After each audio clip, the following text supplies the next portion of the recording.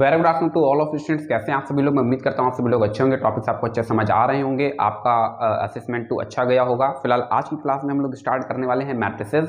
Matrices ये chapter number 3 है आपकी बुक से। इसके पहले हम लोग चैप्टर नंबर 1 और 2 ऑलरेडी डिस्कस कर चुके हैं। मैं उम्मीद करता हूँ कि टॉपिक्स आपको बेहतर तरीके से समझ आ रहे हैं। फिर भी किसी तरीके की कोई असुविधा होने पर आप इमीडिएटली मुझे इन्फॉर्म कर सकते हैं। चलिए समझते हैं कि क्या हो सकता है और देखते हैं कि हम लोग आगे क्या सीख सकते हैं और क्या कर सकते हैं।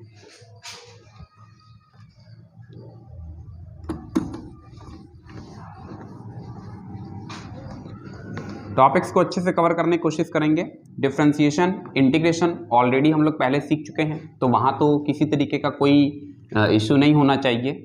अभी मैट्रिसेस और डिटर्मिनेंट ये दोनों ही चैप्टर्स आपके लिए इम्पॉर्टेंट होंगे, तो दोनों को ही अच्छे से सीखना है। कुछ क्वेश्चंस डिफरेंशिएशन में नहीं भी मैंने बताए थे एक्चुअली, तब रिलेशन एंड फंक्शन नहीं पढ़ाया था।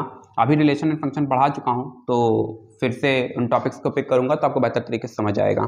ग्राफ थ्योरी रन कराई जा रही है, ग्राफ थ्योरी के वीडियोस को प्रॉपर वॉच करते रहेंगे तो डेफिनेटली आपको एक नया एक्सपीरियंस गेन होगा।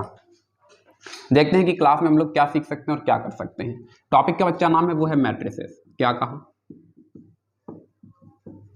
मैट्रिसेस। अब सबसे पहला क्वेश्चन ये रेज होता है कि व्हाट इज मैट्रिसेस। तो मैट्रिसेस बच्चा रिप्रेजेंटेशन ऑफ एरेज। क्या कहा? रिप्रेजेंटेशन। किसका रिप्रेजेंटेशन है? एरेज का रिप्रेजेंटेशन है। सर एरेज क्या होते हैं? एरेज होते हैं रोज एंड कॉलम्स। क्या कहा? रोज एंड कॉलम्स। सर रोज क्या होते हैं? रोज मतलब हॉरिजॉन्टल लाइंस, कॉलम्स मतलब वर्टिकल लाइंस। मकान बनता है, देखा होगा मजदूर लोग बात करते हैं कि जब न्यू बन रही होती है तो न्यू बनने के बाद में कुछ पिलर्स खड़े किए जाते हैं, तो कई बार वो लोग बोलते हैं कि कॉलम खड़े करना है। तो कॉलम मतलब अभी आपको समझ आ रहा होगा कि कॉलम क्या है, वर्टिकल है। ये जो रोज हैं ये क्या है बच्चा? ये क्या है? ये रोज हैं। ठीक है, तो रोज मतलब हॉरिजॉन्टल लाइन, कॉलम मतलब वर्टिकल लाइन। अब बेसिकली बात कर लेते हैं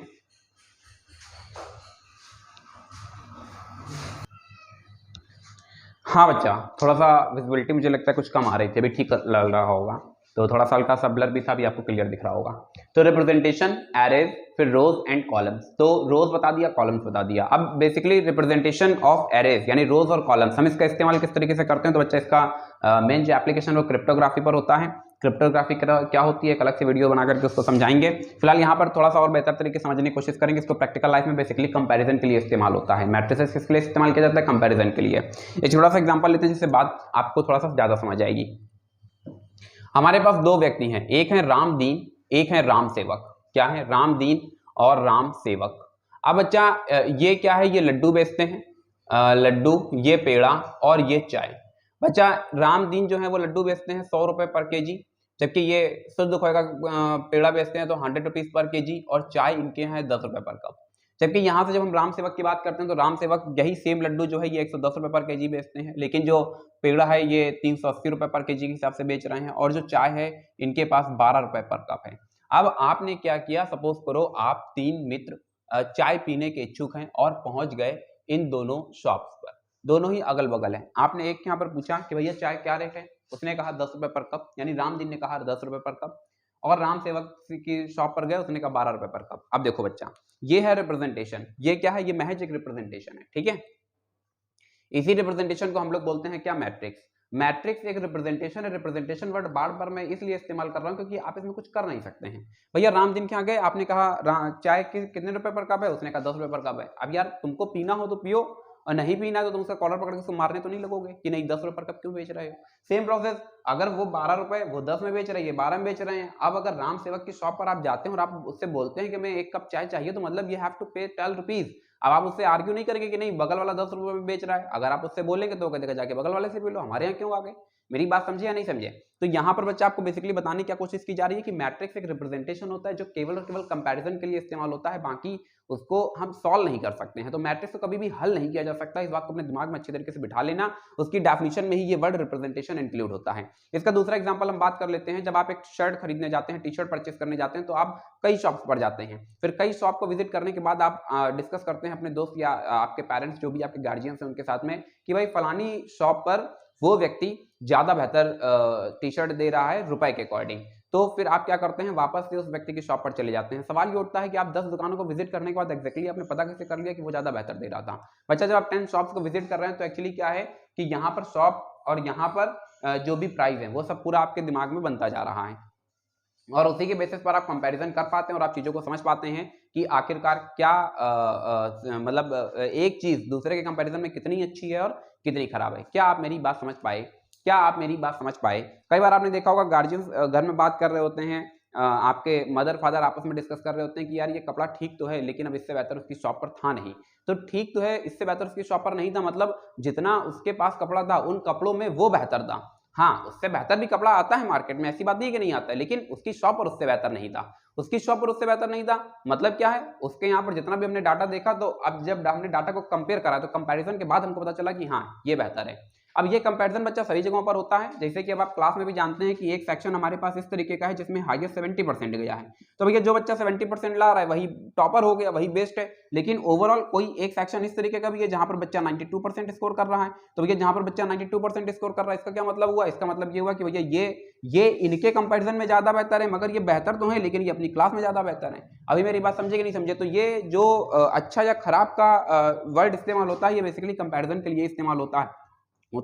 और फिर मुझे लगता है कि अभी आपको समझ आ गया होगा कि मैट्रिक्स मींस रिप्रेजेंटेशन क्या है। ये मैट्रिक्स का यहाँ पर एक एग्जांपल दिया गया है और इसके अलावा आप मैट्रिक्स को वेरियस फील्ड पर आप देख सकते हैं प्रैक्टिकल लाइफ में। कभी भी आप साइकिल स्टैंड पर जाइए तो cycle stand, car stand, bus stand और ये कई एक मोड एक साथ अलग अलग तैयार कर दिए जाते हैं। तो वो जितनी भी रोज हैं, साइकिल वाली रो होगी जिसमें केवल साइकिल ही साइकिल दिखेंगी, जो आपकी बाइक वाली रो होगी उसमें केवल बाइक्स ही बाइक्स दिखेंगी। तो इस तरीके से बच्चे मैट्रिक्स का हम लोग प्रैक्टिकल लाइफ में इस्तेमाल करते हैं। ये जो आज अभी वर्तमान में जो आर्टिफिशियल इंटेलिजेंसी चल रही है, ये आर्टिफिशियल इंटेलिजेंसी भी मैट्रिसेस पर ही बेस्ड होती है। किस पर बेस्ड होती है? मैट्रिसेस पर ही बेस्ड होती है। एक अलग से इसके लिए वीडियो बनाएंगे। मैट्रिसेस मोस्ट इंपॉर्टेंट टॉपिक है, लोगों को लगता है बहुत हल्का टॉपिक है। चलिए बच्चा आगे थोड़ा समझने की कोशिश करते हैं। देखो मैट्रिक्स का जो रिप्रेजेंटेशन है, मैट्रिक्स को मतलब रिप्रेजेंट किस तरीके से करेंगे, तो ये जो रिप्रेजेंटेशन है ये मतलब इसकी डेफिनेशन है, matrix is representation of arrays. अब हम बता रहे हैं कि इसका नोटेशन किस तरीके का होगा। तो बच्चा जो होल मैट्रिक्स होगी उसको कैपिटल लेटर से रिप्रेजेंट किया जाएगा, alphabetically capital letter, alphabetically capital letter और इसके जो अंदर के एलिमेंट्स होंगे, क्या कहा, जो अंदर के एलिमेंट्स होंगे वो अल्फाबेटिकली स्मॉल लेटर। अब अल्फाबेटिकली स्मॉल लेटर मतलब स्मॉल लेटर से रिप्रेजेंट किए जाएंगे और वो न्यूमेरिकल वैल्यूज भी होती हैं, अल्फा न्यूमेरिकल इसे बोल सकते हैं। स्मॉल लेटर मतलब अल्फा न्यूमेरिकल स्मॉल लेटर। आगे बच्चा थोड़ा सा और भी बेहतर तरीके समझने की कोशिश करते हैं। सवाल ये उठता है कि सर एलिमेंट्स क्या हैं, तो याद रखना कि जो भी अल्फाबेटिकली कैपिटल लेटर में जो नोटेशन होगा उसके अंदर जो भी चीजें होंगी मींस अ थिंग्स और objects inside the braces is called the element. अब सवाल ये उठता है कि ब्रेसेस मतलब, तो याद रखना कि यहां पर दो ही तरीके के ब्रश इस्तेमाल होते हैं, या तो बिग और या फिर इस तरीके से स्मॉल। मैट्रिक्स के लिए दो ही तरीके के ब्रश इस्तेमाल किए जाते हैं, कभी भी आप इस तरीके के ब्रशेस का इस्तेमाल नहीं करेंगे, यानी इस तरीके के कोष्टक का प्रयोग हम लोग नहीं करते। हम लोग किस तरीके के कोष्टक का प्रयोग करते हैं, या तो ये। हालांकि ये बहुत पॉपुलर है, हमेशा आपको बिग ब्रैकेट ही देखने को मिलेगा। क्या कहा? हमेशा आपको बिग ब्रैकेट ही देखने को मिलेगा। तो यहां तक हम लोग पहुंच चुके हैं। यहां से अब अगर हम इसके कंप्लीट नोटेशन की बात करते हैं तो हमने मान लिया कि ये एक मैट्रिक्स ए रही। अब क्योंकि इसकी डेफिनेशन ही यही है कि matrix is a representation of arrays, तो हमने बताया कि यहां से 1 1 1 2 से ले करके 1 n, फिर 2 1 2 2 से ले करके a 2 n, और इसी सिचुएशन को हम कंटिन्यू करते हैं am1, फिर am2 से ले करके हम कहां तक पहुंच जाते हैं, amn तक पहुंच जाते हैं। ये बच्चा हमारे पास इतना पूरा ब्लॉक आ गया, ये हमारे पास इतना पूरा ब्लॉक आ गया। ये एक जनरल, यहां पर एक हमने जनरल एलिमेंट ले लिया जिसको हमने नाम दिया aij। समझते रहेंगे ध्यान से। ये जो पूरा कंप्लीट फॉर्म आप देख रहे हैं ये मैट्रिक्स है। यहां पर आपको बताने की कोशिश की कि मैट्रिक्स को हमेशा कैपिटल लेटर से रिप्रेजेंट करते हैं, कैपिटल लेटर आपके पास रहा। फिर हमने बताया कि यहाँ पर जो इसमें जो इसका नोटेशन होगा वो या तो बिग ब्रैकेट के थ्रू होगा या फिर स्मॉल ब्रैकेट के थ्रू होगा। यहाँ पर बिग ब्रैकेट का इस्तेमाल किया गया है। इसी के साथ में आपको बताया कि कोई जो भी थिंग्स और objects inside the braces is called the elements. जो भी थिंग्स और ऑब्जेक्ट हैं जो इस बिग ब्रैकेट के अंदर आपको देखने को मिल रहे हैं, इन्हीं को हम बोलते हैं एलिमेंट्स। तो ये जो भी चीजें आपको स्मॉल लेटर में देखने को मिली एक्चुअली क्या है, एलिमेंट्स हैं। याद रखना कि इसमें नंबर ऑफ रोज की हम बात करते हैं, तो नंबर ऑफ रोज और कॉलम में जो भी नोटेशन होगा वो यहाँ पर रिप्रेजेंट किया जाएगा। यहाँ पर लिख देते हैं m/n। इसको हम क्या पढ़ते हैं, रीड एज। क्या कहा, रीड एज। हाँ भैया, किस तरीके से रीड करते हैं, m/n एन, ये m बाई n जो है ये बेसिकली किसको बताता है, ये बच्चा ऑर्डर को रिप्रेजेंट करता है। ये किसको रिप्रेजेंट करता है, ये बताता है ऑर्डर को। ये जो m बाई n है ये किसको बताता है, ऑर्डर को। तो ऑर्डर से क्या होता है बच्चा, ऑर्डर होता है total number of rows and total number of columns का जो कॉम्बिनेशन होता है उसी को बोलते हैं क्या, ऑर्डर। सर थोड़ा सा और क्लियर कर दीजिए बच्चा, याद रखना कि यहाँ पर जो m है ये m किसको बताएगा, टोटल नंबर ऑफ रोज को, क्या, टोटल नंबर ऑफ रोज को। और यहाँ पर ये जो n है सर ये क्या है, तो ये बता रहा है कॉलम को, टोटल नंबर ऑफ कॉलम्स को। बच्चा किसको बता रहा है, टोटल नंबर ऑफ कॉलम्स को। क्या बता रहा है, टोटल नंबर ऑफ कॉलम्स को। क्या इतनी बात समझ पाए, m और n में डिफरेंस क्लियर कर पाए, m और n, क्या मेरी बात समझ पाए, m क्या है, टोटल नंबर ऑफ रोज है, जबकि n क्या है, टोटल नंबर ऑफ कॉलम्स है। तो ये भी आपको यहाँ पर देखने को मिल रहा है, m rows and n columns. ये बच्चा ये जो पूरा सिस्टम है m क्रॉस n, ये पूरा मिल करके क्या बनाता है, m बाई n, ये पूरा मिल करके बनाता है ऑर्डर। तो इसको हम क्या बोलते हैं, ऑर्डर बोलते हैं। जो इस बिग ब्रैकेट के अंदर लिखा गया इसको हम क्या बोलते हैं, इसको हम बोलते हैं एलिमेंट्स। यहाँ पर ये जो है ये पूरी होल मैट्रिक्स को रिप्रेजेंट कर रहा होगा। क्या इतनी बात समझ पाए। अब यहाँ से एक बात और हम लोग समझने की कोशिश करेंगे कि सर यहाँ पर ये क्या है, ये जो यहाँ पर लिखा गया है ए आई जे, इसका सेंस क्या है। तो बच्चा ए आई जे ये जो है ये एक्चुअली पोजीशन को रिप्रेजेंट करेगा। किसको रिप्रेजेंट करेगा, position of an element, position of an element in a matrix. क्या कहा, position of an element in a matrix, position of an element in a matrix. हाँ बच्चा, position of an element in a matrix, ठीक है। तो ये जो होगा ये एलिमेंट की पोजीशन को रिप्रेजेंट करेगा। किसको रिप्रेजेंट करेगा, एलिमेंट की पोजीशन को रिप्रेजेंट करेगा। अच्छा, एलिमेंट की पोजीशन को रिप्रेजेंट करेगा, ठीक है सर। इसमें आई क्या रिप्रेजेंट कर रहा है, तो आई बच्चा ith रो को रिप्रेजेंट करेगा। किसको, ith रो को। जबकि जे किसको रिप्रेजेंट करेगा, तो ये jth कॉलम को। क्या कहा, jth कॉलम को। अब दोनों में अंतर समझना, ये टोटल नंबर ऑफ रोज को बताता है, जबकि ये क्या है, ये ith रो को बताता है। एक चीज तो क्लियर हो गई कि जो भी चीज मैट्रिक्स में सबस्क्रिप्ट पर लिखी जाएगी उसमें जो पहले होगा वो हमेशा रो को रिप्रेजेंट करेगा। इट्स डजंट मैटर वो ith रो है कि टोटल नंबर ऑफ आई रोज हैं, लेकिन होगा जो पहले वो किसको रिप्रेजेंट करेगा, रो को रिप्रेजेंट करेगा। सर थोड़ा और बेहतर तरीके से समझा दीजिए, थोड़ा और बेहतर तरीके से समझ लीजिए। यहां से कहा जा रहा है कि ith row and jth column, यहां पर कहा जा रहा है total number of rows and total number of column. Let us consider 1 2 3 4 5 6, हमने ये मैट्रिक्स अडॉप्ट की। अब अच्छा, इस मैट्रिक्स को जब हमने देखा तो मैट्रिक्स में ये जो अभी आपको 1 दिख रहा है, ये 2 दिख रहा है, ये 3 दिख रहा है, ये 4, ये 5, ये 6। टोटल नंबर ऑफ रोज कितनी है, अगर टोटल नंबर ऑफ रोज पता करना है तो इस तरीके से हॉरिजॉन्टल लाइंस ट्रेस करो। कितनी लाइंस कितने एलिमेंट्स को कवर कर रही हैं, 2 लाइंस 6 एलिमेंट्स को कवर कर रही हैं, ठीक है।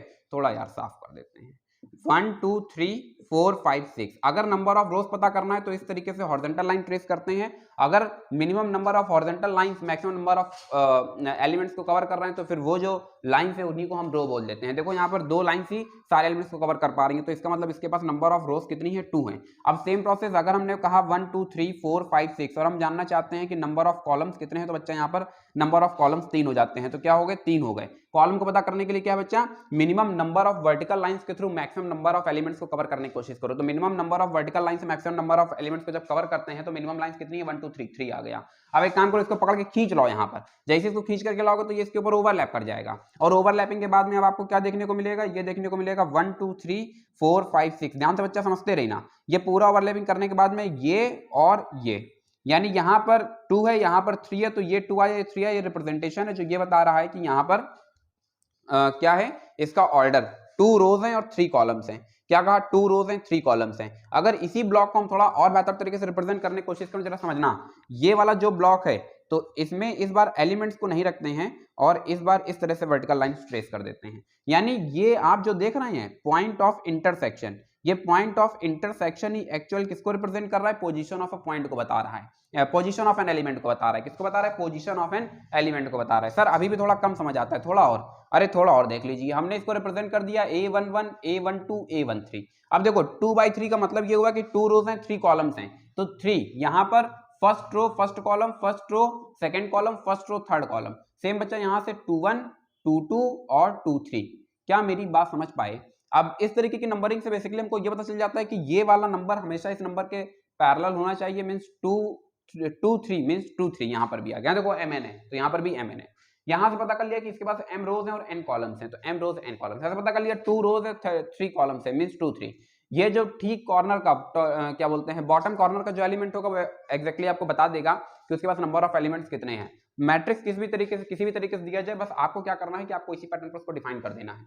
फिलहाल आगे बढ़ते हैं। अब ये देखो, ये वाला जो इंटरसेक्शन पॉइंट है वो एक्चुअली इसको रिप्रेजेंट कर रहा है, फिर ये वाला जो इंटरसेक्शन पॉइंट है वो किसको रिप्रेजेंट कर रहा है, वो इस एलिमेंट को रिप्रेजेंट कर रहा है। मतलब ये वाला जो एलिमेंट है ये बेसिकली ये आ गया, ये वाला जो एलिमेंट है वो बेसिकली ये आ गया। सेम प्रोसेस, ये वाला जो एलिमेंट है बच्चा वो बेसिकली यहां पर ये आ गया। तो इस तरीके से आप देख पा रहे हैं कि जो पॉइंट ऑफ इंटरसेक्शन है वो एक्चुअली क्या है, पोजीशन ऑफ एन एलिमेंट है। क्या कहा, पोजीशन ऑफ एन एलिमेंट है। अब इसी बात को, जैसे ये मैट्रिक्स और हम पूछें कि 1 1 का यहां पर क्या सेंस है, तो आप बताओगे sir first row and first column. क्या कहा, first row and first column. तो 1 1 का मतलब आपने बता दिया sir first row first column, मतलब यहां पर एलिमेंट क्या आ रहा है, 1 आ रहा है, मींस 1। अब सेम प्रोसेस अगर इसी में पूछें कि 2 3 का मतलब क्या है, तो आप बोलोगे sir second row and third column, second row and third column. अब अच्छा, सेकेंड रो यहां पर क्या जनरेट हो रही है, सेकेंड रो तो ये है, थर्ड कॉलम ये है, मतलब यहां पर एलिमेंट क्या आ गया, 6 आ गया।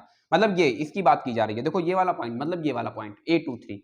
मेरी बात समझे या नहीं समझे? तो इस तरीके से कॉपी करना बिल्कुल आसान होता है। जैसे कि ये मैट्रिक्स दी गई थी, इसी के पैरेलल इसको बनाया। अब यहाँ से जो भी एलिमेंट डिस्कस करने के लिए कहा जा रहा है, 1 1 कहा गया, हमने क्या किया, सीधे से कंपेयर करा दिया। अब देख लिया 1 1 की पोजीशन पर क्या है, 1 1 की पोजीशन पर 1 है। हालांकि थोड़ा सा टाइम टेकिंग होता है, इसलिए थोड़ी सी प्रैक्टिस के बाद में आप क्या करेंगे, सीधे यहां से मैट्रिक्स दी गई है, उसको बनाने की जरूरत ही नहीं, आप सीधे मैनुअली उसको मतलब माइंड में ही थोड़ा सा हाई स्पीड कैलकुलेशन से इवैल्यूएट कर सकते हैं। थोड़ा सा और आगे बढ़ेंगे और समझने की कोशिश करेंगे। ये ऑर्डर रिप्रेजेंट करता है, क्या होगा अगर हम इनका मल्टीप्लाई करा दें, क्या कहा, क्या होगा अगर हम इनका मल्टीप्लाई करा दें। तो इस ऑर्डर में अगर m और n का मल्टीप्लाई करा देते हैं, तो याद रखना ये टोटल नंबर ऑफ एलिमेंट्स को रिप्रेजेंट करेगा। Total number of elements present in a matrix, total number of elements present in a matrix. क्या मेरी बात समझ पाए, क्या मेरी बात समझ पाए? Total number of elements present in a matrix. क्या कहा, total number of elements present in a matrix. ये किसको बच्चा रिप्रेजेंट कर रहा है, ये रिप्रेजेंट कर रहा है किसको बच्चा, ये रिप्रेजेंट कर रहा है ये जो m क्रॉस n है। इसका मतलब ये हुआ कि अगर हम यहाँ पर 2 और 3 का मल्टीप्लाई कराते हैं, 6 एलिमेंट्स आएंगे। गिन लो, 1 2 3 4 5 6। हाँ यार, बात तो सही है। इसका मतलब यहाँ से क्या हुआ कि बच्चा जैसे ही इन दोनों नंबर्स का मल्टीप्लाई करेंगे, एक्जैक्टली आपको पता चल जाएगा कि उस मैट्रिक्स के अंदर नंबर ऑफ एलिमेंट्स कितने प्रेजेंट हैं। तो बच्चा यहाँ तक मुझे नहीं लगता कि अब कहीं कोई दिक्कत वाली बात है। शायद ये भी कंसेप्ट आपका क्लियर हो गया होगा कि यहाँ पर ith रो का क्या मतलब है और यहाँ पर m क्रॉस n का क्या मतलब है। ये आपके पास जो एक पूरा कंप्लीट मैट्रिक्स बना हुआ है, ये m बाई n ऑर्डर का है। ठीक है, m बाई n ऑर्डर का ये एक आपके पास मैट्रिक्स बना हुआ है, जिसको कि आप प्रॉपर चैनल पर देख सकते हैं। सबसे पहला जो क्वेश्चन हमारे पास अराइज होता है, उसमें यही आपसे पूछा जाता है कि मैट्रिक्स का ऑर्डर क्या है, मैट्रिक्स का क्या बोलते हैं ऑर्डर, कॉलम, मैट्रिक्स में नंबर ऑफ रोज कितने, मैट्रिक्स में नंबर ऑफ कॉलम्स कितने, उसका ऑर्डर क्या है। सबसे पहला क्वेश्चन बच्चा यही पूछा जाता है कि मैट्रिक्स में नंबर ऑफ रोज कितने हैं, नंबर ऑफ कॉलम्स कितने हैं, ऑर्डर क्या है। इसी के साथ बच्चा थोड़ा सा और आगे समझने की कोशिश करते हैं और देखते हैं कि वेरियस टाइप के हमारे पास कितने फॉर्मेट अवेलेबल हो सकते हैं। हाँ बच्चा, तो मैं उम्मीद करता हूँ कितनी चीजें आपने सीख ली होंगी, समझ ली होंगी। चलिए आगे हम लोग डिस्कस करने की कोशिश करते हैं और देखते हैं कि अब हम लोग इसी सीरीज में आगे क्या सीख सकते हैं। तो फिलहाल मुझे लगता है कि अभी आप चीज़ों को समझ चुके हैं कि मैट्रिक्स में रिप्रेजेंटेशन क्या है, मैट्रिक्स की डेफिनेशन में रिप्रेजेंटेशन का मीनिंग क्या है, साथ ही ऑर्डर क्या है, डिग्री क्या है, सॉरी डिग्री इसके अंदर नहीं होता है, ऑर्डर यहाँ पर क्या है, और इसी के साथ में आपने समझा एक most important cheese, notation and elements के बारे में। चलिए कुछ क्वेश्चंस देखते हैं कि जितना भी पढ़ाया है ये सब आलतू फालतू था, फिर यहाँ से कुछ क्वेश्चंस अराइज होते हैं। हम लोग जो बुक डिस्कस कर रहे हैं वो NCERT टेक्स्ट बुक है। क्या कहा, हम लोग जो बुक डिस्कस कर रहे हैं वो NCERT टेक्स्ट बुक है, NCERT टेक्स्ट बुक है। इसी के साथ में हम लोग डिस्कस कर रहे हैं एक्सरसाइज 3.1। क्या डिस्कस कर रहे हैं, एक्सरसाइज 3.1। हम लोग बच्चा आगे बढ़ना चाहेंगे क्वेश्चन नंबर 1 की तरफ। मेरी बुक से है पेज नंबर 70। आप इस क्वेश्चन तक अब आप इजीली एक्सेस कर सकते हैं इस क्वेश्चन को। चलिए देख लेते हैं। एक मैट्रिक्स आपको दी जा रही है और उस मैट्रिक्स में वेरियस चीजें आपसे डिस्कस करने के लिए कहा जा रहा है। 2 5 19 -7 12 17 after then 5/2 -5 after then -2 1 after then 35 and under root 3। ठीक है, अब देखो बच्चा इस एक क्वेश्चन से सारी चीजें क्लियर हो जाएंगी। जितना भी तक बताया वो सब तुमको बताना है। देख लेते हैं कि क्या क्या बताना है। अगर हम पूछें इस मैट्रिक्स का ऑर्डर कितना है, क्या कहा, ऑर्डर कितना है, तो आप क्या करोगे, मिनिमम नंबर ऑफ लाइंस में मैक्सिमम नंबर ऑफ एलिमेंट्स को कवर करना है। अब अगर वो लाइंस हॉरिजॉन्टली ट्रेस की जा रही हैं तो इन्हीं हॉरिजॉन्टल लाइंस को हम लोग क्या बोल देते हैं, रोज। कितनी लाइन है, 1 2 3, मतलब ये 3 रोज हो गई हैं। और सेम प्रोसेस अगर हमें यही maximum minimum number of line से मैक्सिमम नंबर ऑफ एलिमेंट्स को कवर करना है और ये लाइंस अगर वर्टिकल जा रही हैं तो इन्हीं लाइंस को बच्चा हम क्या नाम देते हैं, कॉलम्स का। यहाँ पर कितने हैं, 1 2 3 4, देखो ब्लू कलर से 4 लाइंस आपको देखने को मिली जो वर्टिकल है, मतलब ये 4 आ गया, बीच में ये नोटेशन है, ठीक है, इसका मतलब मल्टीप्लाई से नहीं है, इस बात को याद रखना। यहाँ पर ये नोटेशन है, ये बिल्कुल वैसे ही जैसे अभी हम लोग लिखते हैं a प्लस आई बी, तो a प्लस आई बी में यहाँ पर प्लस का सेंस जोड़ना नहीं होता है, ठीक है, वो कोई फंडामेंटल ऑपरेशन है, वो महज एक नोटेशन है। सेम प्रोसेस 3, ये जो यहाँ पर मल्टीप्लाई है 4, उसका मतलब ये नहीं कि वहाँ पर मल्टीप्लाई हो रहा है, ठीक है, वो महज एक नोटेशन है। चलिए भैया आगे समझने की कोशिश करते हैं और देखते हैं कि क्या हो सकता है। इसी तरह से बच्चे आगे बढ़ रहे हैं। यहाँ से हमने ऑर्डर पता कर लिया, वो तुमसे पूछ रहे टोटल नंबर ऑफ एलिमेंट्स कितने हैं, तो टोटल नंबर ऑफ एलिमेंट्स हमने कहा था ये प्रोडक्ट के इक्वल होगा, प्रोडक्ट के इक्वल होगा मतलब 4 3 12, मतलब यहाँ पर नंबर ऑफ एलिमेंट्स कितने हैं, 12 काउंट कर लेना। थर्ड केस में तुमसे पूछने लगता है कि यहाँ पर एलिमेंट्स आपको बताने हैं, एलिमेंट्स आपको बताने हैं, क्या क्या बताना है जरा समझने की कोशिश करेंगे। आपसे पूछ रहा है कि A13 की पोजीशन क्या होगी, अरे A13 का मतलब क्या है, फर्स्ट रो थर्ड कॉलम, क्या कहा, फर्स्ट रो और थर्ड कॉलम। फर्स्ट रो देखो ये वाली आ गई, अब इसको हमने नाम दे दिया R1, इसको नाम दे दिया R2, इसको नाम दे दिया R3, इसको नाम दिया कॉलम मतलब C1, फिर C2, फिर C3 और फिर C4।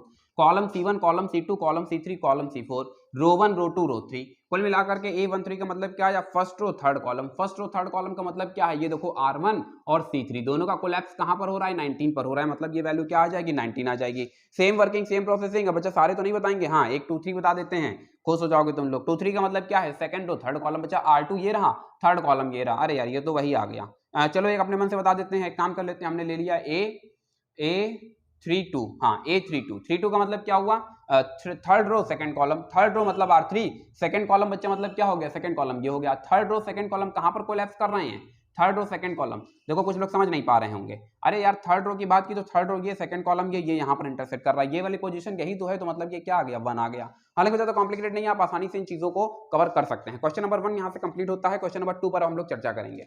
हाँ यहाँ से एक तुमसे पूछता है कि total number of possible order कितने हैं, क्या कहा, total number of possible order, क्या बात कही गई, total number of possible order. चलिए देखते हैं कि total number of possible order हमारे पास कितने अवेलेबल हो सकते हैं। इस केस के लिए हमें क्या करना है, कई बार क्या होता है कि आपको मैट्रिक्स दी जाएगी और आपसे पूछेगा कि इसका ऑर्डर क्या है, और कई बार क्या होगा कि आपको एक्जैक्टली जिससे भी उसने पूछा टोटल नंबर ऑफ एलिमेंट्स कितने, तुमने कहा 12, कई बार ऐसा ही करेगा, तुमको total number of elements they देगा और फिर पूछेगा कि इसमें अभी मतलब इसके कितने पॉसिबल ऑर्डर हो सकते हैं।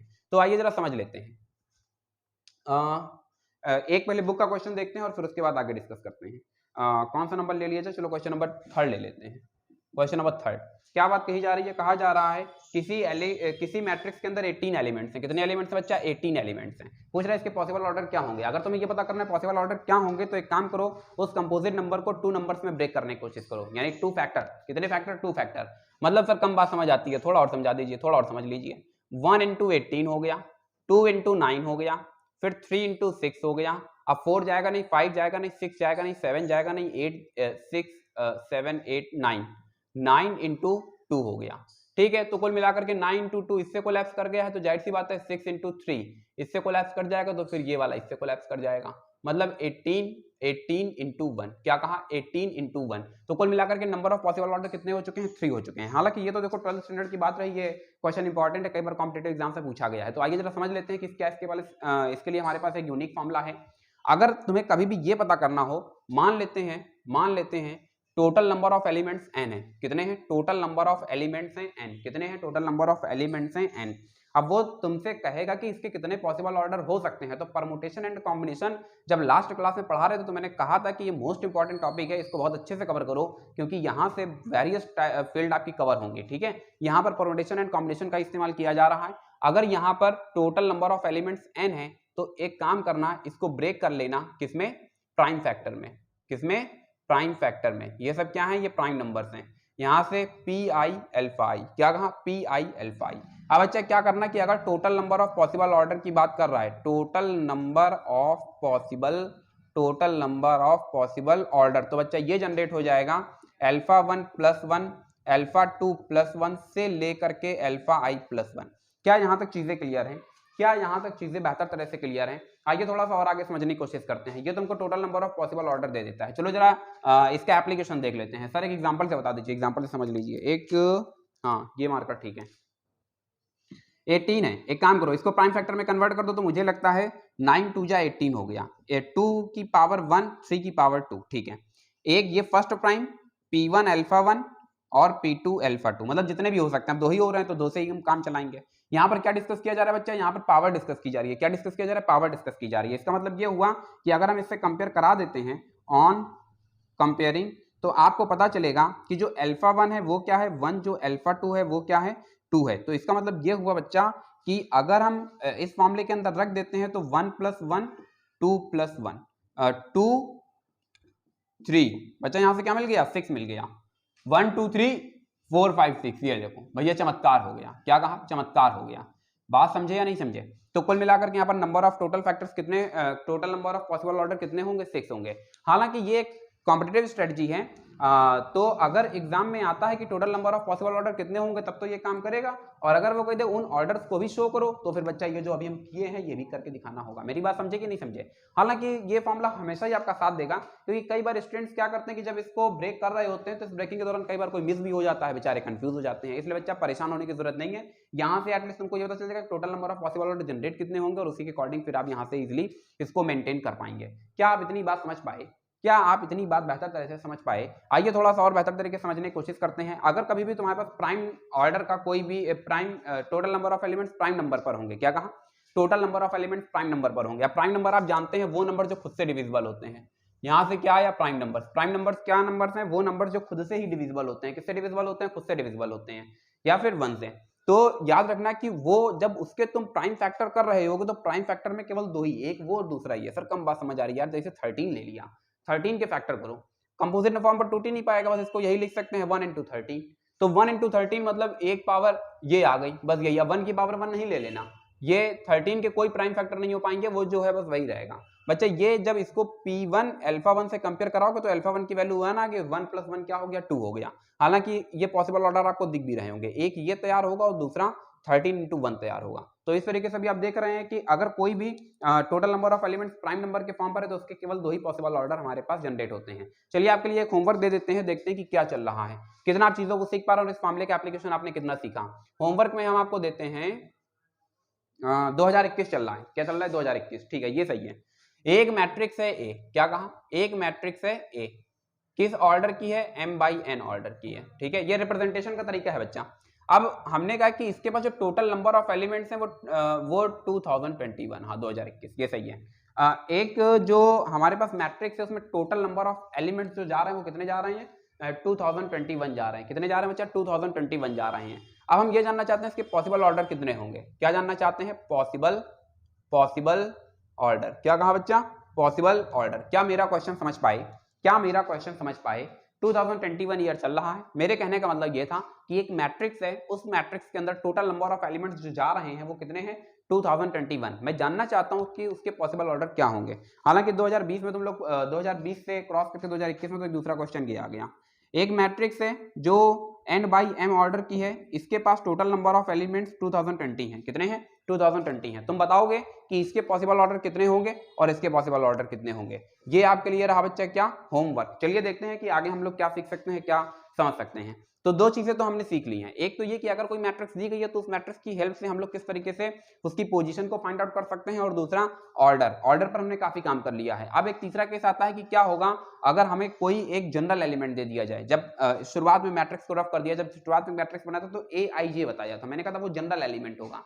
वो जनरल एलिमेंट है, मतलब वो एक्चुअली सभी एलिमेंट्स को रिप्रेजेंट कर सकता है, या फिर ये कहें कि वो सभी का रिप्रेजेंटेटिव था। तो चलिए देखते हैं कि इस टाइप के क्वेश्चंस में जबकि हमारे पास एक जनरल डेफिनेशन गिवन होती है तो फिर हम एक मैट्रिक्स को किस तरह से फॉर्म कर पाते हैं या फिर कर सकते हैं। तो टॉपिक अच्छा लग रहा होगा बच्चा, क्वेश्चंस की रिप्लाई किया करो। अभी पहले तो काफी लोग रिप्लाई कर रहे थे, जितने भी क्वेश्चंस पुटअप करते थे। अभी मैं देखता हूँ कि बहुत कम ही लोग, शायद कोई नहीं। आप प्रतिभा और पूर्णिमा कहते हैं कि हम बहुत लेट हो जाते हैं। बच्चा वीडियोस जब भी अपलोड करें उसको तुरंत ही वॉच करें, काम को पेंडिंग में नहीं डाला करें। चलिए बच्चा आगे समझने की कोशिश करते हैं और देखते हैं कि सीरीज में हम लोग क्या सीख सकते हैं। हाँ भाई, एक जनरल डेफिनेशन ले लेते हैं। क्वेश्चन नंबर 4 आप कर लेंगे, 5 में डिस्कस कर रहा हूँ। कौन सा डिस्कस कर रहा हूँ बच्चा, क्वेश्चन नंबर 5। क्वेश्चन नंबर 5 में बच्चा क्या बात कही जा रही है, एक मैट्रिक्स है जो 3/4 ऑर्डर की फॉर्म करना है। अब यार देखो, अगर हमने कहा कि एक मैट्रिक्स है जो 3/4 ऑर्डर की फॉर्म करना है तो 3/4 ये आ गया। अब 3/4 का बताओ मतलब क्या है बच्चा, 3/4 का मतलब ये है कि 3 रोज होंगी, मतलब ये, और कितने कॉलम्स होंगे बच्चा, 4 कॉलम्स होंगे। अरे बच्चा 4 कॉलम्स होंगे तो जल्दी से ट्रेस कर देते हैं, 1 2 3 और 4। ठीक है, ये बात तो समझ जाए, 1 2 3 4। ये देखो ये क्या है, ये पोजीशन पूरी आ गई। टोटल सर्कल को काउंट कर लो 1 2 3 4 4 8 12 यानी 4 3 जा 12, मतलब ये मैट्रिक्स एकदम सही प्रिपेयर की गई है। यहाँ पर देखो ब्लैक जो लाइन ब्लैक हॉरिजॉन्टल लाइन है वो 3 है, तो मतलब ऑर्डर यानी रोज 3 हो जाएंगी, और यहाँ पर जो वर्टिकल रेड लाइंस हैं वो 4 हैं, तो मतलब कॉलम्स 4 हो जाएंगे। चलिए देखते हैं कि बच्चा इस मैट्रिक्स को किस तरीके से हम प्रिपेयर कर सकते हैं। हालांकि उसने यहाँ पर आपको एक जनरल डेफिनेशन दे दी है एलिमेंट्स को गेन करने के लिए। पार्ट 1 ही डिस्कस कर लेते हैं, शायद आपको थोड़ा सा टफ लगेगा मगर मजेदार है। -3i + j एकदम बच्चा टाइप क्वेश्चन है। क्या कहा? एकदम बच्चा टाइप क्वेश्चन है। चलो जरा समझने की कोशिश करते हैं। यहां से हमने क्या किया 1 1, क्या किया 1 1, क्या किया 1 1। यहां देखो जरा i के प्लेस पर क्या है, j के प्लेस पर क्या है 1 1 है। अब एक सवाल उठता है सर ये क्या ही कर रहे हैं, मुझे समझ नहीं आ रहा। चलो बच्चा फिर समझने की कोशिश करते हैं। इसी का थोड़ा सा हाईटेक वर्जन ले आते हैं। कौन सा वर्जन ले आते हैं? Hi tech version. a11 a12 a13 a14, यहां से a21 a22 a23 और a24। फिर बच्चा हाँ a31 a32 a33 and a34। ये देखो हमारे पास एक मैट्रिक्स प्रिपेयर है। एक्चुअली यहाँ पर जो चीज सर्कल से रिप्रेजेंट की गई है उसको यहाँ पर मैथमेटिकल फॉर्मेट पर शो करने की कोशिश की गई है। सबसे पहली मैट्रिक्स जो बनाई थी mn ऑर्डर की वो एक्चुअली यही थी। यहाँ से बच्चा यहाँ पर देखो लास्ट एलिमेंट क्या है 3 4। अभी चीजें समझ आ रही होंगी। अब यहाँ पर क्या है कि हमको जो मैट्रिक्स प्रिपेयर करना है उसमें अगर हम इन सबकी वैल्यूज पता कर लें तो हमारी मैट्रिक्स बन जाएगी। और इन्हीं सारी वैल्यूज को पता करने के लिए उसने यहाँ पर बच्चा आपको क्या दे दिया, एक जनरल एलिमेंट दे दिया है। हाँ अब हम इस एलिमेंट को गेन करना चाहते हैं, हम क्या करेंगे यहाँ पर 1 1 रख देते हैं। क्या रख देते हैं बच्चा? 1 1 रख देते हैं। मतलब i के प्लेस पर 1 जाएगा और j के प्लेस पर 1 जाएगा। तो बच्चा यहाँ से जब लिया तो 1/2 यहाँ से आपको देखने को मिलेगा -3 + 1। अरे भाई 3 1 मतलब क्या हो गया 1/2 -2। अरे भैया माइनस और माइनस मॉडुलस का काम आप जानते हैं, प्लस कर देता है मतलब 1 आ गया। मतलब ये जो पोजीशन है इसकी जगह पर क्या आ जाएगा 1 आ जाएगा। एक समस्या तो हल हो गई। अब अच्छा देखो इसी तरीके से तुमको पूरी मैट्रिक्स प्रिपेयर करके मैं पूरा सॉल्व करके नहीं दिखा रहा हूँ, ठीक है। अभी जो तुमको टफ लगे वो पूछ लो, जो तुमको टफ लगे वो तुरंत मुझे बता दो, मैं एलिमेंट जनरेट करके आपको सिखा देता हूँ। चलो अच्छा एक और देख लेते हैं, एक और देख लेते हैं। जनता की डिमांड है कि एक और 2 3 ले लेते हैं। क्या ले लिया 2 3 1/2। अब देखो ये यहाँ पर 2 आएगा, यहाँ पर 3 आएगा, तो जब यहाँ 2 आएगा तो यहाँ भी 2 आएगा, मतलब -3 × 2। और यहाँ पर जब 3 आएगा तो j की पोजीशन पर भी बच्चा क्या आ जाएगा 3 आ जाएगा। यानी ये 1/2 -6 + 3। यहाँ से तुमको क्या देखने को मिलेगा 1/2 -3, मतलब यहाँ से तुमको क्या देखने को मिल जाएगा 3/2। क्या कहा 3/2। तो बच्चा ये वाली जो 2 3 वाली पोजीशन है ये तुमको क्या यहाँ पर देखने को मिलेगी, ये तुमको देखने को मिलेगी 2 3 वाली पोजीशन 3/2। क्या कहा 3/2। क्या इतनी बात समझ पाए? क्या इतनी बात बेहतर तरह से समझ पाए? तो इस तरह से देखो 2 एलिमेंट जनरेट हो गए हैं। अभी 12 एलिमेंट जनरेट करना मतलब 10 अभी रेस्ट है आपके लिए, ठीक है। तो अभी आपको क्या करना है, इन 10 एलिमेंट्स को जनरेट करना और उसको यहाँ पर पुट कर देना। डेफिनेटली आप आंसर को गेन कर पाएंगे। फिर भी चलो मन की शांति के लिए एक क्वेश्चन और बता देते हैं, ठीक है। चलो 3 1 ले लेते हैं। क्या कहा 3 1, तो 1/2 3 सॉरी यहाँ पर -3 है, i की जगह पर क्या आ जाएगा, i की जगह पर 3 है, तो -3 × 3 और प्लस बचा j की जगह पर क्या आ जाएगा 1 आ जाएगा। देखो यहाँ पर 1 है तो ये i होता है, ये j होता है। यही वैल्यूज उठा करके इसके अंदर रख दोगे तो तुमको आसानी से समझ आने लगेगा। बच्चा यहाँ से देखो +1 आ गया। अरे यार यहाँ से तुमको क्या देखने को मिल रहा है -9 + 1, मतलब क्या तुमको देखने को मिल गया -8। मतलब यहाँ से तुमको क्या देखने को मिला 4 देखने को मिला। मतलब ये कौन सा एलिमेंट था 3 1 एलिमेंट था। मतलब यहाँ पर क्या आ गया बच्चा 4 आ गया। तो कुल मिलाकर के अभी मुझे लगता है कि चीजें आपको बेहतर तरह से समझ आ रही हैं। आप चीजों को समझ पा रहे हैं कि चीजें क्या हैं, किस तरीके से परफॉर्म कराई जा रही हैं। हालांकि अभी तक हम लोगों ने सीखा था कि किसी भी मैट्रिक्स के किसी पर्टिकुलर एलिमेंट को किस तरीके से फाइंड आउट करते हैं, और अभी हमने सीख लिया है कि किसी भी जनरल एलिमेंट से पूरी मैट्रिक्स को किस तरीके से फॉर्म कर सकते हैं। ये जनरल एलिमेंट है, ये क्वेश्चन में आपको दिया गया था that you have to form a matrix of order 3/4। हालांकि कोई जरूरी नहीं है, अगर मैं कहूँ 2/2 तो आप 2/2 की जनरेट कर सकते हैं। अरे यार 2/2 का मतलब क्या हो गया, बस इतना ही एलिमेंट तुमको जनरेट करना है एक ब्लॉक मैट्रिक्स। अगर तुमसे कह दिया जाए 10/10 का तो 10/10 का भी जनरेट कर सकते हो। फिलहाल इस तरीके का कोई भी क्वेश्चन आएगा नहीं।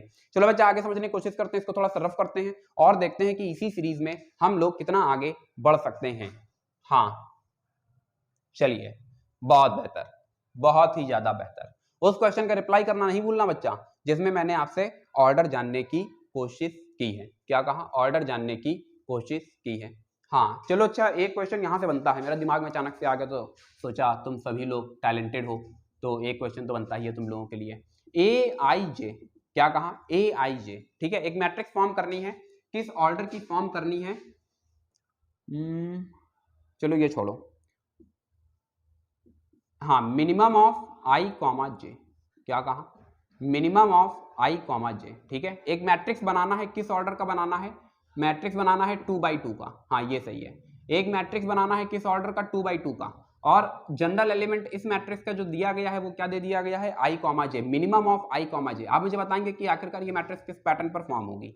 एक मैट्रिक्स और भी ले लेते हैं 3/3 का, कितने का, 3/3 का। तो ये मैट्रिक्स आप फॉर्म करेंगे, इसके लिए जो जनरल एलिमेंट दिया गया है A I J equals to maximum of I comma J. हाँ ठीक है, maximum of I comma J. क्या आप मेरी बात समझ पाए, क्या आप मेरे क्वेश्चन को बेहतर तरह से कैच कर पाए हैं। मैंने क्या कहा, that you have to form a matrix of order 2/2 and 3/3 respectively whose general elements are given like this, aij is equals to minimum of I comma j and aij is equals to maximum of I comma j। ये चीजें function की हैं, ये चीजें class 11 में मैंने आपको सिखाई थी किस तरीके से इसको इवैल्यूएट करते हैं। आजकल कॉम्पिटिटिव एग्जाम्स में इस तरीके की चीजें पूछी जाने लगी हैं, तो ये चीज आपको पता होनी चाहिए। अब देखो मैट्रिक्स को फॉर्म करना कॉम्प्लिकेटेड नहीं है, फंक्शन थोड़ा सा चेंज कर दिया गया है। मैं हमेशा ही बोलता हूँ कि फंक्शन अपने आप में एक मजेदार टॉपिक है, फंक्शन रोटेट करेगा, नॉलेज नहीं है तो तुम भी उसके साथ घूमने लगोगे। चलो बच्चा आगे समझने की कोशिश करते हैं और देखते हैं कि क्या हो सकता है। हाँ, क्वेश्चन नंबर 6 की तरफ बढ़ रहे हैं और क्वेश्चन नंबर 6 में जानने की कोशिश करते हैं क्वेश्चन नंबर 6 में हमारे लिए क्या चीज मजेदार होने वाली है। कहा जा रहा है एक्स वाई जेड की वैल्यूज फाइंड आउट करें, एक्स वाई जेड की वैल्यूज फाइंड आउट करें। ठीक है, क्वेश्चन नंबर 6 का थर्ड पार्ट, क्वेश्चन नंबर 6 का थर्ड पार्ट। ठीक है, यहां से क्या है, X plus Y plus Z, फिर Y plus X plus Z, फिर y प्लस जेड।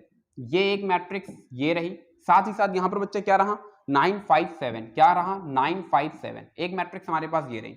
बच्चा अभी आपको क्या करना है, जरा इसे समझने की कोशिश करते हैं। बच्चा हमें करना ये है, हमें बच्चा सिंपली करना ये है कि इसमें एक्स वाई जेड की वैल्यूज निकालनी है। अब सर ये कैसे पॉसिबल हो पाएगा, बच्चा बिल्कुल आसान है, बिल्कुल आसान है, कुछ नहीं करेंगे। Two matrices are said to be comparable, बोलो मेरे साथ, क्या कहा, two matrices are said to be comparable, क्या कहा, two matrices are said to be comparable if they have the same order and their corresponding elements are equal। क्या कहा, two matrices are said to be equal, two matrices are said to be equal if they have the same order and their corresponding elements are equal, they have the same order।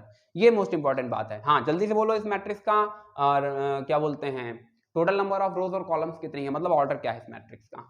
बच्चा इस matrix का जो order होगा वो देखो 1 2 3, तो यहाँ 3 रोज आ गई। अब कॉलम, तो बच्चा कॉलम तो एक ही कवर कर लेगा, तो 3/1। अच्छा, कुछ लोगों को लगता है कि इसमें 3 कॉलम है, बच्चे ये देखो प्लस है। अब जैसे ये अभी इसके पहले एक एलिमेंट लिखा हुआ था, मान लीजिए 12 लिखा हुआ है, 12 6 5 2, तो इसमें हम पूछे नंबर ऑफ रोज और कॉलम्स, तो आपने कहा सर 2 रोज हो गई और 2 कॉलम्स हो गए, मतलब 2/2। अब इसी में ये थोड़ा ही होगा कि अभी हमने 12 को लिख दिया 6 + 6 और 6 5 और 2, तो इसमें एक कॉलम बढ़ गया। नहीं भैया, वो एक कॉलम पहले भी था, अभी भी है, वो 12 को ही केवल मॉडिफाई करके लिख दिया गया है। तो कुल मिलाकर के इसका ऑर्डर क्या है, 3/1, इसका भी ऑर्डर क्या है, 3/1। मैंने अभी क्या कहा, two matrices are said to be equal, दो मैट्रिसेस को तभी इक्वल कहते हैं जब when they have the same order, दोनों किस ऑर्डर की हो, सेम ऑर्डर की हो। हाँ यार, ये बात तो सही है, और ऑर्डर तो सेम हो गया है। अब and their corresponding elements are equal, corresponding elements मतलब अगर ये वाली 1 1 पोजीशन है तो फिर ये वाली भी 1 1 पोजीशन ही ली जाएगी। मेरी बात समझे या नहीं समझे, मतलब x plus Y plus z equals to किसके हो जाएगा, 9 के हो जाएगा। इसी सीरीज में बच्चे आगे बढ़ते हैं और फिर समझने की कोशिश करते हैं। अगर हम x प्लस जेड की बात करते हैं तो ये किसके इक्वल हो जाएगा, इसके इक्वल हो जाएगा। तो यहाँ से आपको देखने को मिलेगा x plus z equals to 5, और बच्चा जो लास्ट में बच रहा है उसको भी डिस्कस कर लेते हैं, उसको भी डिस्कस कर लेते हैं। ये देखो भैया ग्रीन से, ये देखो क्या तुम्हें देखने को मिला, y प्लस जेड और 7, तो यहां से अभी आपको क्या देखने को मिल जाएगा, y plus z equals to 7। ठीक है, अभी क्या करना है, इन दोनों को एक साथ ऑपरेट किया तो x प्लस जेड की जैसे ही वैल्यू पुट की, then we get the y equals to 4। और बच्चा इन दोनों को ना इन दोनों को ऑपरेट कर लिया, y प्लस जेड की वैल्यू 7 पुट की, देन x इक्वल्स टू 2। तो कुल मिलाकर के x आ गया है, y आ गया बच्चा, x की वैल्यू जैसे ही हमने इसके अंदर पुट की, then we get the z equals to 3। तो कुल मिलाकर के हमारे पास x y z तीनों ही वैल्यूज आ चुकी है। बच्चा कितनी वैल्यूज आ चुकी है हमारे पास, x y z 3 वैल्यूज आ चुकी हैं। तो कुल मिलाकर के यहाँ से भी आप चीजों को समझ पा रहे हैं कि टू मैट्रिसेस कब इक्वल होती हैं और उनको हल करने का प्रोसेस क्या है। बाकी के जो बचे हुए क्वेश्चन है वो आप आसानी से कर सकते हैं। क्वेश्चन नंबर 7 में भी कोई दिक्कत नहीं है। क्वेश्चन नंबर 8 बहुत ही दमदार क्वेश्चन है। क्या कहा, क्वेश्चन नंबर 8 बहुत ही ज्यादा दमदार क्वेश्चन है, और वो पूछ रहा है कि ये किस टाइप का AIJM, अच्छा इज अ स्क्वायर मैट्रिक्स, हाँ इज अ स्क्वायर मैट्रिक्स, इस पर बात कर रहे हैं। तो देखो बच्चा ये जो है ये थोड़ा सा आपके लिए इंपॉर्टेंट होने वाला है। क्वेश्चन नंबर 8 ना बता करके मैं इसका पूरा एक कंप्लीट चार्ट में बताने की कोशिश करता हूं ताकि आप चीजों को बेहतर तरह से कैच कर पाएं। क्या कहा, बेहतर तरह से कैच कर पाएं। ठीक है, चलो देखते हैं। अब हम लोग बात करने जा रहे हैं टाइप ऑफ मैट्रिसेस की। क्या कहा, टाइप ऑफ मैट्रिसेस की। क्या कहा, टाइप्स, मैट्रिसेस के जो टाइप्स हैं उसको डिस्कस करने जा रहे हैं। देखो बच्चा सबसे पहला जो इसमें जनरेट होता है उस मैट्रिक्स को हम नाम देते हैं रो मैट्रिक्स। क्या कहा, रो मैट्रिक्स। सबसे पहला जो आता है वो क्या आता है, रो मैट्रिक्स। सर ये किस तरीके का मैट्रिक्स होता है? अरे यार एक ऐसा मैट्रिक्स जिसमें एक ही रो है, जैसे ये हो गया 1 2 3 4 5, ये किस तरीके का मैट्रिक्स है? रो मैट्रिक्स है। किस तरीके का मैट्रिक्स है? रो मैट्रिक्स है। अब देखो हम जनरल बात करेंगे, हम जनरल बात करेंगे मतलब 1 2 3, बस रो एक है, कॉलम कितने भी हो, तुमने मान लिया कि n कॉलम है, ठीक है, m बाई n, हाँ ठीक है, तो ये आ गया 1 क्रॉस n। क्या कहा? 1 क्रॉस n। क्या मेरी बात समझ पाए? यानी रो मैट्रिक्स एक इस तरीके का मैट्रिक्स जिसमें नंबर ऑफ रोज कितने हो भैया? 1 हो, कॉलम कितने भी हो कोई फर्क नहीं पड़ता है, रो मैट्रिक्स हो गया। इसी सीरीज में बच्चा जब हम आगे बढ़ते हैं तो सेकंड हमारे पास क्या ब्लॉक तैयार होता है? सेकंड केस हमारे पास आता है कॉलम मैट्रिक्स। अरे भाई ये तो बिल्कुल बनी बनाई बात है, कॉलम मैट्रिक्स। हाँ भैया कॉलम मैट्रिक्स में हम लोग क्या करते हैं? कॉलम मैट्रिक्स में आपको सिंगल एक कॉलम देखने को मिलेगा, 1 2 3 से लेकर के हमने मान लिया ये m है, m बाई n स्टार्टिंग में एक मैट्रिक्स ली हुई थी, तो कुल मिलाकर के यहां से हमें क्या देखने को मिलता है? यहां से हमें देखने को मिलता है m रोज हो जाएंगी और कॉलम कितना है? 1 है। मतलब कॉलम मैट्रिक्स क्या होता है? एक ऐसी मैट्रिक्स जिसमें कॉलम केवल एक हो, रो कितने भी हो कोई फर्क नहीं पड़ता है। मतलब यहाँ पर बच्चे कितने, यहाँ पर कितने कॉलम है? यहाँ पर सिंगल एक ही कॉलम है। क्या मेरी बात समझ पाए? यहाँ पर कितने रोज थे? सिंगल एक ही रो था। तो रो मैट्रिक्स जिसमें सिंगल एक रो हो, कॉलम मैट्रिक्स जिसमें सिंगल एक ही कॉलम हो। इसी के साथ में बच्चा हम लोग आगे बढ़ते हैं और देखते हैं कि क्या हो सकता है। इनका बड़ा भाई भी है, ये छोटे भाई थे, अब इनका बड़ा भाई जरा देख लेते हैं। एक को बोलते हैं हॉरिजॉन्टल मैट्रिक्स। क्या कहा? HORIZONTAL, horizontal matrix. ठीक है, देखो इन सब चीजों को समझना होगा क्योंकि आपको पता है कि सीबीएसई का पैटर्न चेंज हो चुका है, तो अभी सीबीएसई के न्यू पैटर्न के अकॉर्डिंग हमको स्ट्रेटजी को फॉलो करना होगा। एक पेपर आपका पूरा कंप्लीटली ऑब्जेक्टिव है, तो यहाँ से ऑब्जेक्टिव क्वेश्चंस कई एक बनते हैं, जैसा कि अभी यहाँ पर आप देख पा रहे हैं एक ऑब्जेक्टिव क्वेश्चन नंबर 8 से पूछा गया था, तो फिर उससे रिलेटेड जितने भी केसेस हैं सब बता दे रहे हैं। तो हॉरिजॉन्टल मैट्रिक्स की बात करते हैं, तो हॉरिजॉन्टल मैट्रिक्स एक इस तरीके की मैट्रिक्स होगी जिसका शेप हॉरिजॉन्टल जैसा होगा। जिसका शेप कैसा होगा? हॉरिजॉन्टल जैसा होगा। शेप कैसा होगा? हॉरिजॉन्टल जैसा होगा। हॉरिजॉन्टल जैसा कैसा होगा? मतलब उसमें नंबर ऑफ कॉलम्स ज्यादा होंगे, नंबर ऑफ रोज कम होंगे। सर ये किस तरीके का मैट्रिक्स प्रिपेयर होगा? तो ये जैसे हो गया 1 2 3 4 5 6 7 8, हाँ ये सही है। यहाँ पर देखो नंबर ऑफ रोज बच्चा कितने हैं? 2 है, नंबर ऑफ कॉलम्स कितने हैं? 4 है। तो बच्चा ये क्या हो गया? 2/4। ये बच्चे क्या हो गया? ये हो गया है 2/4। तो आइए जरा फिर आगे समझने की कोशिश करते हैं और देखते हैं कि क्या हो सकता है। तो बच्चा यहाँ से हम एक जनरल केस ले रहे हैं, एक जनरल केस ले रहे हैं ABCDEFGH। ठीक है, इसका जो बच्चा आपके पास ऑर्डर आ रहा है वो 2/4 का आ रहा है। अगर हम इसको m/n से कंपेयर करा देते हैं तो याद रखना m/n के ऑर्डर में अगर नंबर ऑफ कॉलम्स ज्यादा है रो के कंपैरिजन में, तो फिर वो हमेशा किसको रिप्रेजेंट करेगा? हॉरिजॉन्टल मैट्रिक्स को रिप्रेजेंट करेगा। इसी सीरीज में बच्चा फिर आगे बढ़ते हैं और इसको देखते हैं वर्टिकल मैट्रिक्स से। किससे? वर्टिकल मैट्रिक्स से। बस बच्चा तुम लोग एक काम करना, देखो यार मेरे पास जगह नहीं है, तुम लोग एक काम करना, तुम लोग जो स्टार्टिंग में मैट्रिक्स प्रिपेयर की थी एक जनरल मैट्रिक्स, उसको एक बार बना करके कहीं रख लेना, फिर ये सब चीजों को देखते चले जाना, तो तुमको उस मैट्रिक्स से सब कुछ क्लियर होगा कि बच्चा ऑरिजिन तो वही है, सारी चीजें वहीं से जनरेट हो रही हैं। ठीक है बच्चा, अभी वर्टिकल मैट्रिक्स में क्या होगा कि नंबर ऑफ कॉलम्स आपके पास ज्यादा, नंबर ऑफ रोज ज्यादा होंगे नंबर ऑफ कॉलम के कंपैरिजन में। ABCDEFGH, क्या कहा? ABCDEFG। देखो शेप जो है वो कॉलम जैसा है। कैसा है? कॉलम जैसा है। नंबर ऑफ रोज बच्चा यहाँ पर कितने हैं? नंबर ऑफ रोज आपको 4 देखने को मिल रहे हैं, नंबर ऑफ कॉलम्स यहाँ पर कितने हैं? 2 देखने को मिल रहे हैं। अगर हम पूछें कि एक m/n ऑर्डर की मैट्रिक्स है, क्या कहा? एक m/n ऑर्डर की मैट्रिक्स है, ये मैट्रिक्स वर्टिकल कब बोली जाएगी? तो आप बताएंगे कि सर अगर ये m/n ऑर्डर का है तो अगर m की वैल्यू n से ज्यादा है तो फिर ये बोला जाएगा वर्टिकल मैट्रिक्स। कौन सी मैट्रिक्स? Vertical matrix. अब थोड़ा सा और इसी सीरीज में आगे बढ़ते हैं और देखते हैं कि क्या हो सकता है। जैसे क्वेश्चन नंबर 8 को अगर हम देख लेते हैं तो क्वेश्चन नंबर 8 में कहा जा रहा है AIJ, ठीक है, और m, n। ठीक है, एक फर्स्ट ऑप्शन जो देखने को मिला जिसमें कहा गया है कि m is less than n। क्या कहा? m is less than n। यार कहां देखने को मिल रहा? m is less than n, यानी जो ऑप्शन ए है वो किसको रिप्रेजेंट कर रहा है? वो रिप्रेजेंट कर रहा है हॉरिजॉन्टल मैट्रिक्स को। अच्छा सेम सेकंड केस देख लेते हैं, सेम है B, m is greater than n। ये यार किसको रिप्रेजेंट कर रहा है? Option B. अरे भैया ये तो रिप्रेजेंट कर रहा है वर्टिकल मैट्रिक्स को, मतलब 2 ऑप्शन तो फेल हो गए, यानी ऑप्शन ए भी नहीं है, ऑप्शन बी भी नहीं है, यानी एक हॉरिजॉन्टल मैट्रिक्स को रिप्रेजेंट कर रहा है, एक वर्टिकल मैट्रिक्स को रिप्रेजेंट कर रहा है। चलिए एक जो डी है नन ऑफ दिस, उसको तो भैया हम एक्सप्लेन ही नहीं कर पाएंगे, नन ऑफ दिस को हम क्या ही एक्सप्लेन करें। इसी सीरीज में देखो आगे बढ़ रहे हैं, रो हो गया, कॉलम हो गया, हॉरिजॉन्टल हो गया, वर्टिकल हो गया। अगर हम पूछें कि which one is a special case of another, यानी वर्टिकल मैट्रिक्स किसका स्पेशल केस है या फिर कॉलम मैट्रिक्स किसका स्पेशल केस है, तो वर्टिकल मैट्रिक्स m/n मैट्रिक्स का एक स्पेशल केस होगा। और यहां पर बताओगे कि जो कॉलम मैट्रिक्स है वो स्पेशल केस है किसका? वर्टिकल मैट्रिक्स का। अगर किसी भी कंडीशन में यहां पर जो अभी आप देख रहे हैं फर्स्ट कॉलम, यानी कॉलम की संख्या को 1 कर दिया जाए तो ये इमीडिएटली जो वर्टिकल मैट्रिक्स है वो इमीडिएटली कन्वर्ट हो जाएगी किसमें? कॉलम मैट्रिक्स में। थोड़ा सा और आगे बढ़ते हैं और देखते हैं कि क्या हो सकता है। इसी सीरीज में आगे बढ़ते हैं। तो बच्चा रो हो गया, कॉलम हो गया, वर्टिकल हो गया और हॉरिजॉन्टल हो गया। अब तुमको देखने को मिलता है स्क्वायर मैट्रिक्स। हाँ यार यही तो सर सवाल था हमारा, यहीं से तो क्वेश्चन नंबर 8 से शुरुआत हुई थी, इसी की वजह से तो सब कुछ बताया जा रहा है। चलो बच्चा समझने की कोशिश करते हैं। हाँ बच्चा, क्या बात कही जा रही है, फिर से समझने की कोशिश करेंगे। स्क्वायर मैट्रिक्स, स्क्वायर मैट्रिक्स का जो फॉर्म होगा उसमें नंबर ऑफ रोज और नंबर ऑफ कॉलम्स हमेशा सेम होंगे। अगर m बाई n ऑर्डर की है तो m इक्वल्स टू n हमेशा देखने को मिलेगा। रिप्रेजेंटेशन कुछ इस तरीके से होगा, a11, a12, a13, a21, a22, a23, 23, a31, a32 and a33।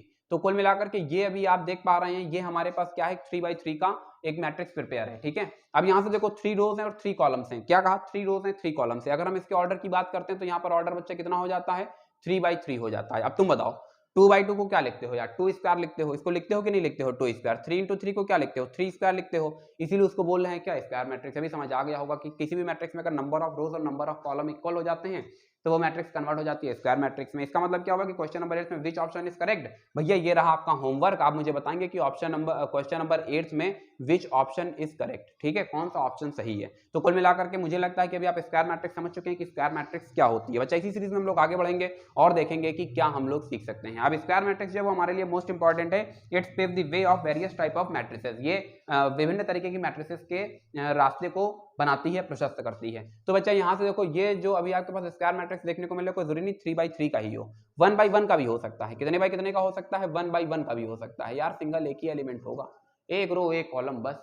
2x2 का भी हो सकता है। क्या कहा, 2x2 का भी हो सकता है, यानी 1 1 1 2 2 1 2 2। ये देखो 2x2 का मैट्रिक्स प्रिपेयर हो गया। तो स्क्वायर मैट्रिक्स हो गया। ये 3 इसमें रही आपके पास, 1x1 का, देन 2x2 का, देन 3x3 का। क्या इतनी बात समझ पाए। अब स्क्वायर मैट्रिक्स हमारे लिए क्यों इंपॉर्टेंट है, इसको समझना होगा, क्योंकि स्क्वायर मैट्रिक्स से वेरियस टाइप की मैट्रिसेस बच्चा प्रिपेयर होने लगती है। मुझे लगता नहीं कि इतने में यहाँ पाएगा, लेकिन चलो तब भी बता देते हैं। यहाँ से बच्चा आपको देखने को मिलेगा डायगोनल मैट्रिक्स। क्या कहा, diagonal matrix, DIAGONAL, diagonal matrix. ठीक है, अच्छा जो डायगोनल मैट्रिक्स होगा, डायगोनल मैट्रिक्स में केवल एक डायगोनल देखने को मिलेगा। सर डायगोनल क्या होता है, ये तो आपने बताया ही नहीं। चलो बता देते हैं, अभी बता देते हैं। अच्छा ये वाला देखो ब्लॉक, ये देखो ब्लॉक, दिखा दिखा, गुड, बहुत बढ़िया। ये वाला जो अभी आप देख रहे हैं इसको हम बोलते हैं प्रिंसिपल डायगोनल। क्या कहा, प्रिंसिपल डायगोनल, हाँ प्रिंसिपल डायगोनल। और ये जो बाकी के एलिमेंट्स हैं इनको बोलते हैं ऑफ डायगोनल एलिमेंट्स। ये जो बाकी के एलिमेंट्स हैं इनको क्या बोलते हैं, ऑफ डायगोनल एलिमेंट्स।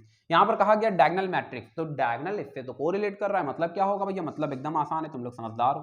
केवल डायगोनल एलिमेंट्स देखने को मिलेंगे, 2 2 और 3 3। ऑफ डायगोनल एलिमेंट्स बच्चा सब जीरो हो जाएंगे। क्या हो जाएंगे, जीरो हो जाएंगे। तो ये कुल मिलाकर के हमारे पास क्या प्रिपेयर हो चुका है, ये हमारे पास प्रिपेयर हो चुका है एक कंप्लीट डायगोनल मैट्रिक्स। ये बच्चा क्या प्रिपेयर हो चुका है, एक कंप्लीट डायगोनल मैट्रिक्स प्रिपेयर हो चुका है। तो ये बच्चा हमारे पास डायगोनल मैट्रिक्स आया। अब डायगोनल मैट्रिक्स इसका स्पेशल केस है स्क्वायर मैट्रिक्स का। याद रखना प्रिंसिपल डायगोनल उसी के अंदर जनरेट होगा जो स्क्वायर मैट्रिक्स होगा। अगर मैट्रिक्स स्क्वायर नहीं है तो उसके अंदर प्रिंसिपल डायगोनल जनरेट नहीं हो पाएगा। चलिए आगे समझने की कोशिश करते हैं बच्चा। Square matrix, diagonal matrix convert हो जाती है स्केलर मैट्रिक्स में। किसमें, स्केलर मैट्रिक्स में। हाँ स्केलर मैट्रिक्स भैया कैसी दिखेगी, स्केलर मैट्रिक्स किस तरीके की होगी, देखो यार प्रिंसिपल डायगोनल इसके अंदर भी होगा, प्रिंसिपल डायगोनल इसके अंदर भी होगा, ये भी स्क्वायर होगा, ये भी स्क्वायर होगा। बस याद रखना कि ये तीनों एलिमेंट सेम हो चुके होंगे। के ऑफ डायगोनल एलिमेंट्स क्या हो जाएंगे, जीरो हो जाएंगे। क्या कहा, ऑफ डायगोनल एलिमेंट्स जीरो और प्रिंसिपल डायगोनल एलिमेंट्स बच्चा कैसे हो जाएंगे, सेम हो जाएंगे। क्या इतनी बात समझ पाए, क्या इतनी बात आप समझ पाए, क्या आप इतनी चीजों को बेहतर तरह से कैच कर पा रहे हैं। आइए बच्चा फिर आगे समझने की कोशिश करते हैं। इसका मतलब ये हुआ कि ये मैट्रिक्स इसमें इमीडिएटली कन्वर्ट हो जाती है इफ 1 1 2 2 और 3 3 एलिमेंट्स किसी भी एक स्केलर के इक्वल हो जाते हैं। यही मैट्रिक्स जो है स्केलर मैट्रिक्स बाद में कन्वर्ट होती है आइडेंटिटी मैट्रिक्स में। किसमें, आइडेंटिटी मैट्रिक्स में। और बच्चा जो आइडेंटिटी मैट्रिक्स होता है वो आइडेंटिटी मैट्रिक्स क्या होता है, आपको प्रिंसिपल डायगोनल में हमेशा 1 दिखेगा। क्या दिखेगा, प्रिंसिपल डायगोनल में 1 दिखेगा। मतलब प्रिंसिपल डायगोनल कहां से शुरू होता है, स्क्वायर मैट्रिक्स से। Diagonal matrix is a special case of the square matrix, scalar matrix is a special case of the diagonal matrix, identity matrix is a special case of the scalar matrix. यहां से आपको देखने को मिलेगा 1 0 0 0 1 0 and 0 0 1। तो यहाँ से देखो फिर एक हमें प्रिंसिपल डायगोनल देखने को मिल रहा है और इस प्रिंसिपल डायगोनल से हम जज कर पा रहे हैं कि हाँ भैया यहाँ पर प्रिंसिपल डायगोनल में एक एलिमेंट है, मतलब सिंगल कॉमन एक ही एलिमेंट है। तो मतलब ये स्पेशल केस हो गया है किसका, स्केलर मैट्रिक्स का। आइडेंटिटी मैट्रिक्स जो भी होगी वो हमेशा मैट्रिक्स के अकॉर्डिंग डिफाइन होगी। ये मोस्ट इंपॉर्टेंट है बच्चा, इसको अच्छी तरीके से तैयार रखना आइडेंटिटी मैट्रिक्स को। बात समझे कि नहीं समझे। अब ये देखो आइडेंटिटी मैट्रिक्स अगर ऑर्डर 1 by 1 की होगी तो यही होगी, अगर 2 by 2 की होगी तो 1 0 0 1, बात समझे कि नहीं समझे? 3/3 का तुम्हारे सामने है ही, मैक्सिमम यही 3 केसेस डिस्कस होते हैं, पूछे जाते हैं। मोस्ट इंपॉर्टेंट जो है उसमें ये वाला ब्लॉक आपके लिए ज्यादा इंपॉर्टेंट रहेगा। तो कुल मिलाकर के अभी हम यहाँ से देखते हैं तो अभी हमें देखने को मिल जाता है क्या कि डायगोनल स्क्वायर मैट्रिक्स किस तरीके से डायगोनल में कन्वर्ट होता है, डायगोनल किस तरीके से स्केलर में और स्केलर किस तरीके से आइडेंटिटी में। ये क्वेश्चन बहुत फेमस है जो पूछा जाता है। Every scalar is every scalar is a diagonal but every diagonal is a scalar but every scalar is not a diagonal। क्या कहा? every diagonal is a scalar। Her diagonal matrix एक scalar matrix होती है मगर हर scalar matrix एक diagonal matrix नहीं होती है। क्या इतनी बात समझ पाए? क्या इतनी बात समझ पाए? क्या इतनी बात समझ पाए? हाँ बच्चा, इसी सीरीज में हम लोग आगे बढ़ते हैं तो अभी हम लोग कहां तक पहुंच चुके हैं बच्चा? आइडेंटिटी मैट्रिक्स तक पहुंच चुके हैं। स्केलर मैट्रिक्स में क्या होगा अगर k की वैल्यू 0 हो जाएगी? If k equals to 0, if k equals to 0, अगर k की वैल्यू 0 हो जाती है, क्या कहा? अगर k की वैल्यू 0 हो जाती है तो याद रखना ये जो स्केलर मैट्रिक्स है ये इमीडिएटली नल मैट्रिक्स में कन्वर्ट हो जाता है। किस में कन्वर्ट होता है? नल मैट्रिक्स में। अब ये नल तुम्हारे लिए कोई न्यू वर्ड नहीं है, आप जानते हैं नल सेट आपने पढ़ा हुआ है, ठीक है? तो नल वर्ड, नल मतलब ही शून्य होता है, ग्रीक लैंग्वेज का वर्ड है, तो नल कहीं पर भी आता है तो उसका मतलब 0 से होता है। तो बच्चा चलिए जरा आगे समझने की कोशिश करते हैं। यहाँ से नल मैट्रिक्स हमारे पास प्रिपेयर हो चुकी है, देखते हैं कि आगे हम लोग क्या सीख सकते हैं, क्या कर सकते हैं। बच्चा ये जो नल मैट्रिक्स हमारे पास रही इसको डिफाइन करने की कोशिश करते हैं। तो ये सारे के सारे एलिमेंट 0 हो जाएंगे, किसी भी ऑर्डर का हो सकता है, कोई मैटर नहीं करता है। जिस भी ऑर्डर का होगा हमेशा 0 से रिप्रेजेंट किया जाएगा, उसके नीचे ऑर्डर लिख दिया जाएगा। जैसे 2/3 मतलब उसके अंदर 2 रोज हैं 3 कॉलम्स हैं, जितने भी एलिमेंट्स हैं सब 0 हैं, तो जिससे भी हम रिप्रेजेंटेशन जो होगा वो 0 से होगा। इतना ही नहीं बच्चा, इसी सीरीज में और आगे बढ़ते हैं। तो जो स्क्वायर मैट्रिक्स है वहां से फिर न्यू मैट्रिक्स जन्म लेती है, एक को बोलते हैं ट्रायंगुलर। क्या कहा? Triangular matrix. हाँ बच्चा, अब ये जो ट्रायंगुलर मैट्रिक्स है, ये ट्रायंगुलर मैट्रिक्स बच्चा क्या होगा? ये 2 हिस्सों में टूट जाती है, एक को बोलते हैं अपर ट्रायंगुलर, अपर ट्रायंगुलर, और एक को बोलते हैं लोअर ट्रायंगुलर। क्या कहा? Lower triangular.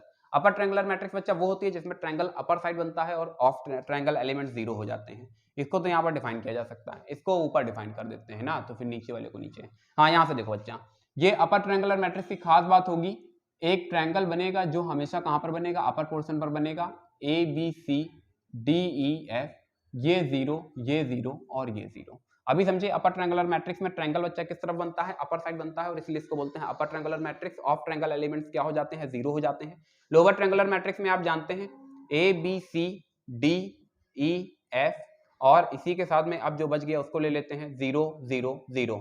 तो यहाँ से बच्चा अभी आपको क्या देखने को मिलता है? यहाँ से आपको देखने को मिलता है कि जो ट्रायंगल है वो लोअर साइड बन रहा है, मतलब ये क्या हो चुका है? ये लोअर ट्रायंगुलर मैट्रिक्स में कन्वर्ट हो चुका है। तो बच्चा एक अपर ट्रायंगुलर अभी आपको समझ आ रहा है, लोअर ट्रायंगुलर समझ आ रहा है, डायगोनल समझ आ रहा है। तो जहां कहीं भी कुछ स्पेसिफिक नाम हो जाते हैं, जैसे लोअर ट्रायंगुलर मतलब ट्रायंगल लोअर साइड बनेगा, of triangle element 0। Diagonal matrix मतलब डायगोनल बनेगा, of triangle element 0। Upper triangular मतलब अपर साइड ट्रायंगुलर बनेगा, ऑफ ट्रायंगल एलिमेंट 0। तो अभी मुझे लगता है कि चीजें आपको अच्छे से क्लियर हो पा रही हैं। हालांकि देखो वीडियो बहुत लंबा हो रहा है, इसलिए इस वीडियो को यहीं पर मुझे स्टॉप करना होगा। इसमें भी 2-3 फॉर्मेट और भी हैं, वो भी डिस्कस होते हैं।